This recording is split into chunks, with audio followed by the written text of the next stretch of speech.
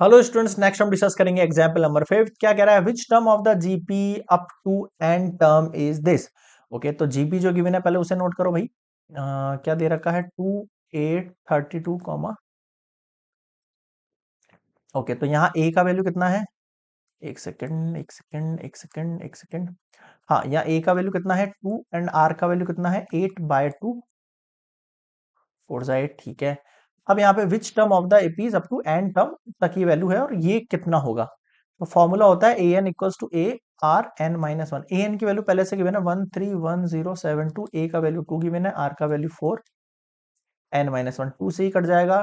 2 6 जा 12, 5 जा 10, 2 5 जा 10, 2 3 जा 6, 2 6 जा 12। अब आप थोड़ा सा दिमाग लगाना ना। अगर इक्वल्स टू के अगर कोई वैल्यू आई है तो फिक्स है, दोनों का बेस सेम होगा, तो इसका बेस भी कितना होगा? 4 होगा। कंफर्म हूं मैं ये चीज। इसका बेस भी कितना होगा? 4 होगा। अब आप इसके फैक्टराइजेशन करो भाई, है ना। 6 5 5 3 6।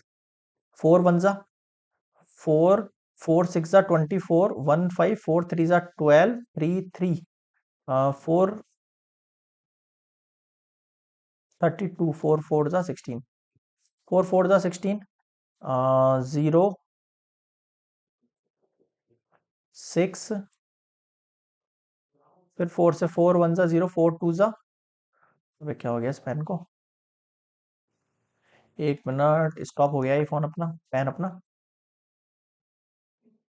हाँ, 4 1 जा 0, 4 2 जा 8, 4 4 जा 16, फिर 4 2 जा 8, 4 3 जा 12, 4 1 जा। फिर एक सेकंड एक सेकंड एक सेकंड एक सेकंड, क्या गड़बड़ हो गई?